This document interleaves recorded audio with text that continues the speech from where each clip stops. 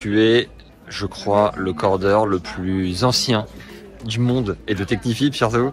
Tu as dirigé la salle à Roland-Garros pendant plus de 10 ans, c'est pas ça? Pas compter exactement, je crois que c'est 14 ou 15 ans, je crois que j'ai fait mes 15 ans. Et là, on est sur l'ATP 500 de Rotterdam. En quoi ça change par rapport à un grand chelem ici? C'est un tableau homme, donc à l'ATP, c'est pas un WTA non plus. Mais bon, on est quand même une batterie de 5 cordeurs, donc 5 machines, plus une personne au desk d'accueil au niveau des joueurs. Là, on va à peu près entre 700 et 800 raquettes sur la semaine. J'ai fait 15 Roland-Garros, là, ça doit être ma 10e édition à Rotterdam. Donc plus d'autres tournois à l'international, Washington, Miami Open, les ATP Finals de Londres, et ainsi de suite. Est-ce que tu peux nous dire les joueurs qui sont passés ici cette année sur le plateau 2024 et leur tension? Les joueurs Technifib évidemment. Oui, alors donc actuellement on a Talon Priscourt, donc le local de l'étape, qui lui est à 23 kg. On a eu Arthur Rinderknecht, qui malheureusement est sorti des qualifs, qui est également 23 kg.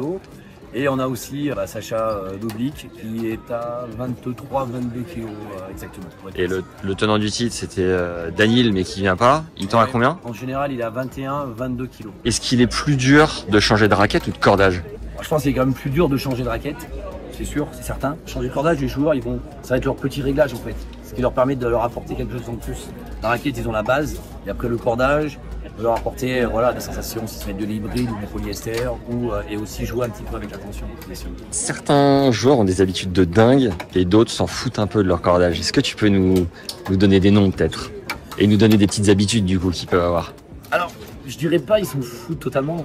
Effectivement, il y en a qui sont vraiment très minutieux, qui vont nous prendre notre numéro, avec qui on a pas mal de contacts, et nous appellent, nous préviennent, nous demandent en fait à quelle heure, ils nous disent à quelle heure commencer la raquette. À quelle heure ils veulent la récupérer. Ils jouent par exemple en deuxième, troisième rotation. Ils nous envoient un petit message après la sortie de la prog. Je peux avoir du Kevin Anderson, je peux avoir du Dodig, j'ai eu du Edouard Roger Bassin là, justement qui m'ont encore envoyé. Là c'est marrant ici, il est venu avec son fils par exemple. Ouais. Donc avec Mathéo, tu vois, et Mathéo emmène la raquette et après j'ai Edouard qui m'envoie le texto qui me dit demain matin pour ma 26-25 par exemple, tu vois. Donc voilà, donc je suis en contact avec pas mal de joueurs quand même. Est-ce que tu peux nous expliquer du coup la différence entre fraîchement cordé ou cordé de la veille? En quoi ça va changer pour les sensations des joueurs? Fraîchement cordé, le cordage est frais, il est encore bien tendu, il est encore bien dur. Et d'autres joueurs aiment bien justement l'inverse. Il y a toujours une petite perte de tension quoi qu'il arrive, surtout maintenant avec les cordages polyester. Donc le cordage peut perdre dans la nuit entre 1,5 et 1 kg. Et certains préfèrent justement, soit par le son, soit par la sensation à la frappe, avoir un cordage qui est un petit peu plus détendu. Et à l'inverse, donc d'autres bien sec, bien frais comme tu dis. Il me semble que c'est une nouvelle machine. Qu'est-ce qu'elle permet en particulier? Ouais, tout à fait. Donc voilà, on a 5 nouvelles machines. Donc la machine, c'est la Technifib X-Cord, toute fraîchement sortie de l'ingénierie de chez Technifibre.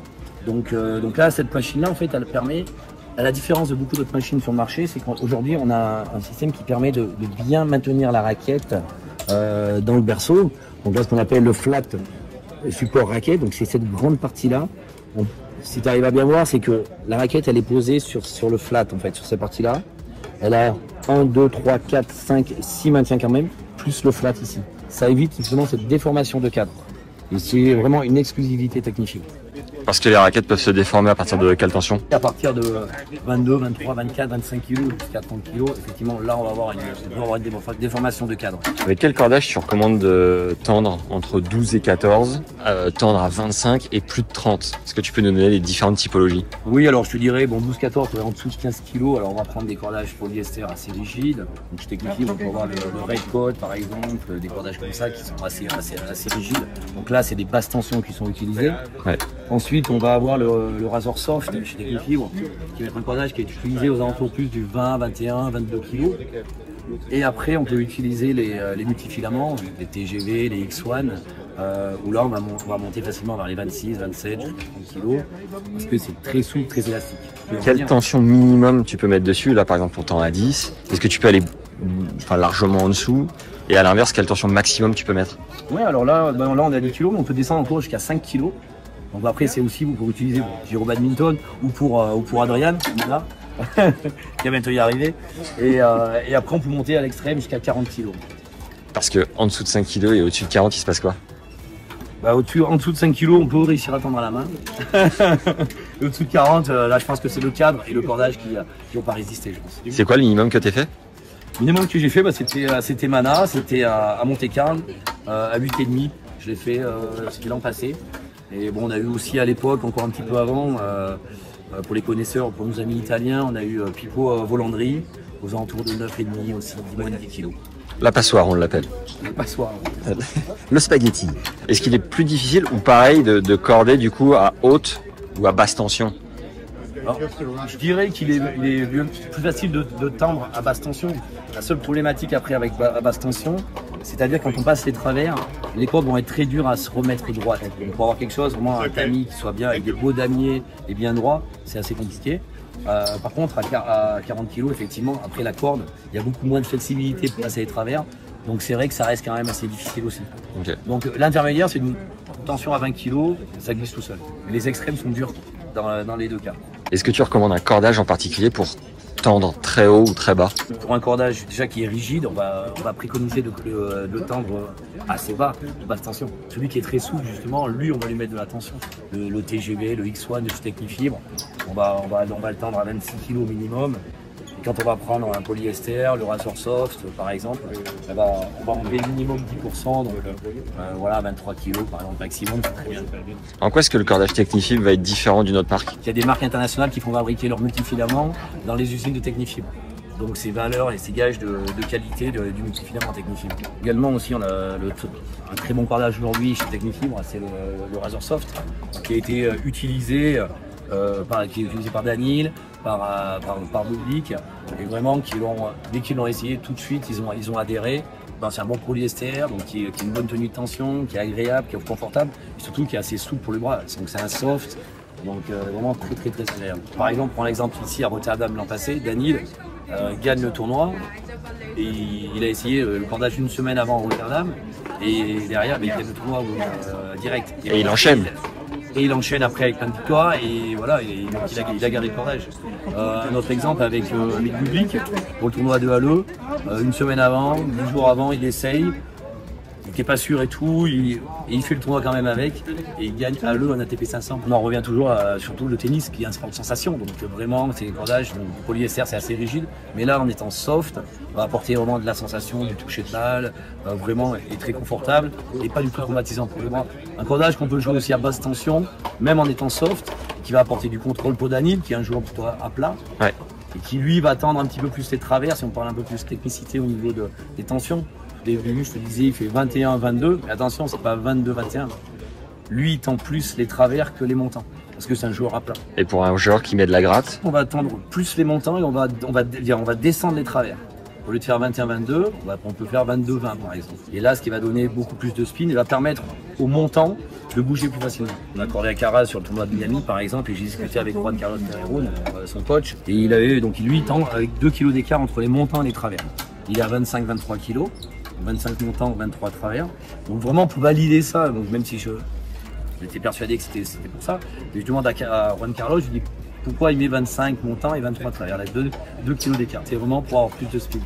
En mettant 2 kg d'écart, ils sont aperçus qu'il avait vraiment, la balle avait beaucoup plus de rotation. Est-ce que tu peux nous montrer ce qu'est un pré-stretch et à quoi ça sert? On a deux façons de le faire. Soit on peut le faire à la main, ouais. Donc on pré-tire la corde à la main. Mais par contre, je vais avoir la deuxième formule. Okay. Là, qui va être le pré-stretch maintenant à la machine. L'option pré-stretch, donc sur la machine, qui est ici. Donc là, on varie de 5% en 5%, ça va jusqu'à 20%. En fait, ça veut dire que ça pré-étire le pourcentage, 10% de plus de tension que ce qui a été préconisé. Par exemple, au lieu de 10 kg, le mort de tirage va monter à 11 kg et va revenir après à 10 kg. Donc ça casse un petit peu la fibre. Ça va lui permettre d'avoir une meilleure tenue de tension.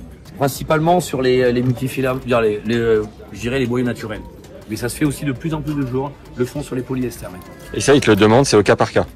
Alors ça, c'est complètement cas par cas. Après, nous, quand un joueur, des fois, a des problèmes en disant je perds énormément de tension, de choses comme ça, à peine je joue les premières frappes, le truc, c'est que je perds de la tension.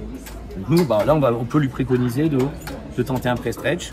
Et on a pas mal de joueurs, justement, qui sont maintenant, aujourd'hui, à 10-15% avec même du polyester. en prestige. Pour un joueur de club qui joue 3 fois par semaine, en une semaine, combien est-ce qu'il va perdre de kilos en tension? Alors, 3 fois par semaine, sur une semaine, il va perdre énormément. Là où on se rend pas compte, quelqu'un qui joue à 25 kg peut se retrouver à la fin de la semaine aux alentours de 20-25 kg. Tout dépend après de la qualité du cordage, bien sûr. Et en un match? Ouais, il va perdre, il perd 2 kg. Et en une heure? 2 kg. En une heure ou 1 kg. Ça perd énormément au début, le polyester, et après ça stoppe un petit peu la descente. L'avantage, bon, là on est sur le polyester, mais l'idéal c'est de prendre un multifilament qui lui va perdre aussi un petit peu au début, et il va vraiment perdre beaucoup moins. On parlait tout à l'heure sur une semaine, le polyester, il va perdre aux premières frappes un petit peu, et après, au total ça va être 33 fois, il va perdre maximum 1,5, 2 kg maximum, grand maximum. Par rapport au polyester, ça sera 2 fois moins.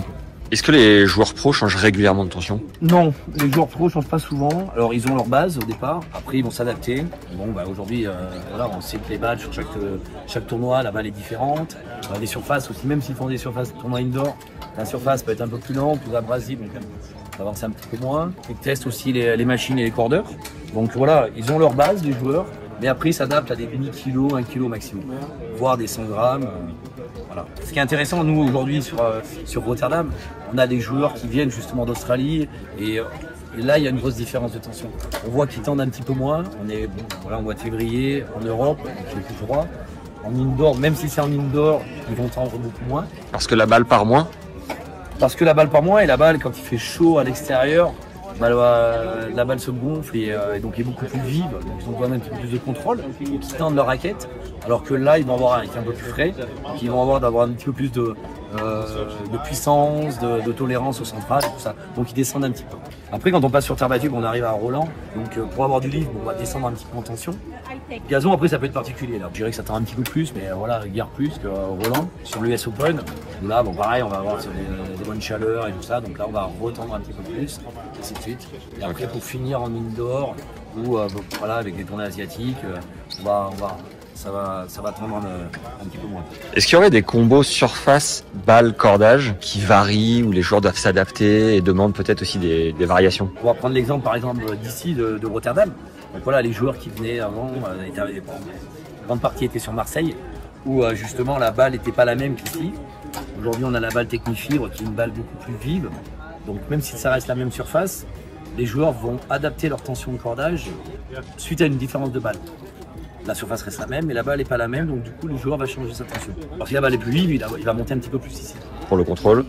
Pour avoir un petit peu plus de contrôle, pour avoir à peu près les mêmes sensations qu'à Marseille. Pour prendre l'exemple aussi, quand on est à Miami, on va à Monaco derrière.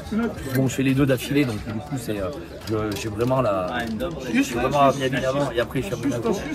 Miami très humide, très chaud.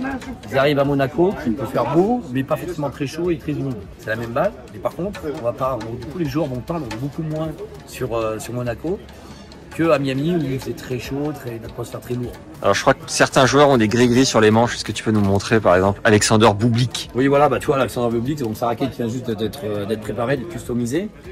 Donc là elle est prête. Kazakh préféré? Kazakh, tu vas le voir tout de suite. Ça claque quand même. Ouais, c'est le petit plaisir, c'est le petit délire avec leur préparateur. Des fois, on peut voir, on a Greg Barrère par exemple, qui lui, là, voilà, on voit le Kazakhstan pour Bublik.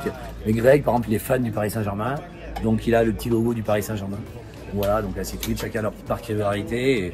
C'est vraiment une personnalisation de leur outil de travail. Petite subtilité du coup quand tu tends plus ou moins fort, est-ce que tu peux nous repréciser? Quand on tend à 10 kg, quand on fait les découpes sur la bobine, à 10 kg on a besoin de prendre une longueur de cordage un petit peu plus importante. Parce que vu qu'il y a moins d'élasticité, donc c'est qu'à 10 kg, alors que quand on est à 40, on étire un peu plus la corde, donc on prend un petit peu moins le cordage. Est-ce qu'il t'arrive de casser quand tu tends trop sur du boyau par exemple, à péter le cordage? En cordant? Ouais. Non? Professionnel. Et tu dirais que c'est quoi ta patte à toi après toutes ces années de cordage, ton expérience, ton truc qui fait la diff? J'essaye de toujours en fait, de chaque raquette, en fait, d'apporter le meilleur de moi-même. Toujours une remise en question perpétuelle. Il n'y a pas beaucoup de doutes quand même sur les raquettes, donc je corde quand même. Je reste pas avec des certitudes en disant c'est bon, elle est faite. Je sais corder depuis 25 ans sur le circuit. Je corde depuis 25 ans sur le circuit, donc c'est bon, pas de souci. Non, toujours un doute. Je pense que c'est un peu comme un chef en cuisine, tu vois. Ouais. Tu sors un plat, quand tu sors une assiette, tu envoies l'assiette dans la cuisine, dans la salle, pardon. Bah voilà, il faut qu'elle soit parfaite à chaque fois. Donc moi c'est un peu pareil avec les raquettes. Et tu sens que parfois tu as des jours sans, tu sens pas la balle? Non, c'est pas des jours sans, on a des jours où on est un peu plus dans le dur, voilà, on est humain de toute façon. Mais par contre, on se doit que notre résultat sera toujours le même. Même si nous on est dans le dur de temps en temps, parce qu'on a des journées quand même qui sont assez exigeantes, avec des grosses amplitudes horaires. Ici on a commencé à 7h30, on peut finir, on sait pas à quelle heure on va finir ce soir, ça peut être minuit, 1h du matin, on sait pas. Donc voilà, on va prendre sur nous en fait, notre corps aspire tout ça. Par contre, la raquette elle va sortir nickel à chaque fois. Combien de raquettes passent dans tes mains à peu près sur la journée? Là on va être sur une base à peu près aux alentours de 25 raquettes par quart d'heure. Tu mets combien de temps pour une pause, tout en restant qualitatif? Moi pour rester qualitatif je pars sur du 15 minutes. Est-ce que tu peux nous montrer une technique pour faire un bon nœud et nous expliquer s'il y a des pertes de tension en fonction des types de nœuds? Je crois qu'il y a 2 ou 4 nœuds. Oui, alors là j'ai cordé la raquette en 4 nœuds. En 4 nœuds, l'avantage du 4 nœuds, c'est que quand on corde en fait par rapport à notre 2 nœuds, c'est-à-dire un brin et 2 brins. Donc un brin c'est tout l'ensemble du cordage, c'est-à-dire entre 11 et 12 mètres. La problématique c'est que le cordage on va le passer dans tous les œillets, une grande partie. On va passer 9 mètres de cordage d'un côté, alors que c'est pas nécessaire. Donc on va abîmer les œillets à la fois. On peut abîmer les œillets et on peut aussi user le cordage dans les œillets. Donc c'est vrai qu'on préconise et même les joueurs aujourd'hui nous demandent du 4 nœuds. Là on va partir sur le nœud. Donc pour éviter une perte de tension, je vais appliquer une surtension. Donc là au niveau du nœud je vais mettre 13 kg. Okay. On met toujours un petit peu plus, 13 kg. Comme ça s'il y a une perte de tension, il y a toujours, de toute façon c'est obligatoire, même si avec le très bon nœud bien serré. Donc là on va faire un nœud en fait, assez simple, qui est utilisé par, je pense, 90% des cordeurs sur le circuit. Hop, là, donc en fait, je remonte. Là, ça ferait un nœud basique, en fait, le nœud que tout le monde sait faire. Mais là, par contre, je vais passer par-dessus pour revenir vers moi, pour ce qu'on appelle un petit peu faire comme un verrou. Donc là, je vais maintenant pré-serrer la première boucle. Voilà. Et quand je te parlais après de mon verrou, là je viens fermer par-dessus, ce qui fait le verrou, qui applique le premier nœud contre le cadre. Je relâche ma pince et tu peux voir que la corde n'a eu aucun recul. Donc ça veut dire que là c'est un nœud qui est bien serré, qui est bien fermé. 25 ans de circuit. Et voilà. C'est bon. Bravo.